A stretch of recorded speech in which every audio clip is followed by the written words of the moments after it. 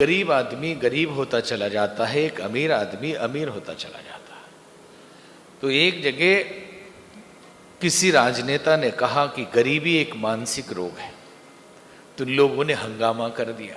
वास्तव में मनोविज्ञान के हिसाब से गरीबी एक मानसिक रोग ही है। जन्मजात कोई गरीब हो ये तो अपनी संस्कृति के हिसाब से पूर्व जन्म का खेल है, उनका भाग्य और प्रारब्ध। लेकिन गरीबी में पैदा हो गए ये तो सहज बात है, लेकिन गरीबी में मरे ये अच्छी बात नहीं है। गरीबी एक मानसिक रोग है इस नियम के हिसाब से, इस सिद्धांत के हिसाब से कि जो हम सोचते हैं वही हो जाता है। किसी गरीब आदमी से आप बात करें तो वो यही कहेगा, बाबू हम क्या करें, बड़े गरीब आदमी हैं, ठेला चलाते हैं, घर किसी तरह चल पाता है, मेरे पिताजी भी ऐसी करते करते गुजर गए, हम लोगों की ज़िंदगी का क्या भरोसा। बार बार ये ऐसा ही सुमिरन कर रहा है तो प्रकृति उसको सोचती है कि इसको यही चाहिए, यही इससे पसंद है, इसको इसी से प्रेम हो गया है, इसे इसी से प्रेम है, इसको यही दिया जाए, और वही मिल जाता है। इसलिए गरीब गरीब होते चले जाते हैं। कोई अमीर आदमी किसी गरीब के बराबर मेहनत नहीं करता।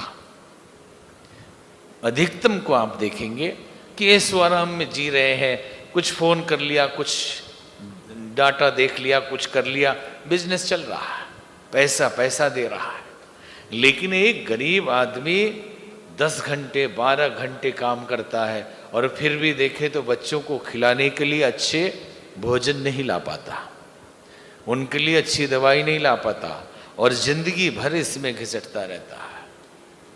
तो यह जो चर्चा की जा रही है कि जो हम सोचते हैं वही होता है।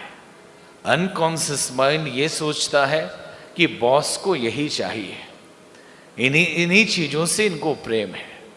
आप उधर भी ध्यान दीजिए कि थोड़े से कुछ गरीब लोग इस संसार के जो उच्च शिखर के अमीर बन गए, टाटा, मोदी, बिड़ला, फोर्ड, लेकिन इनके बाप दादाओं के चिंतन को अगर देखते तो उनके मन में यही भाव था कि भले ही गरीबी में हम पैदा हुए हैं, गरीबी में मरेंगे नहीं, हमारा अधिकार है साधनों पे और हम उसको पा के रहेंगे। जो हम सोचते हैं वही मिलता है।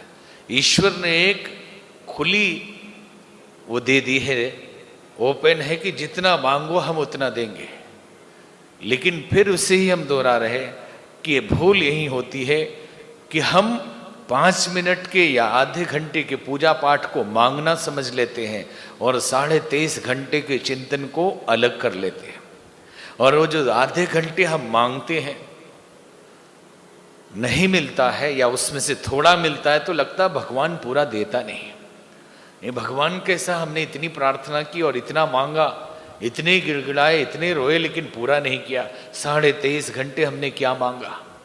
क्योंकि हमारे मंदिर में जाके मांगने या घर में रह के मांगने में ईश्वर की नज़र में कोई फर्क नहीं है। हम खेत में मांगे, घर में मांगे, सिनेमा थिएटर में मांगे, जो हम सोच रहे हैं अनकॉन्शियस उसको वहाँ तक संदेश पहुँचा रहा है।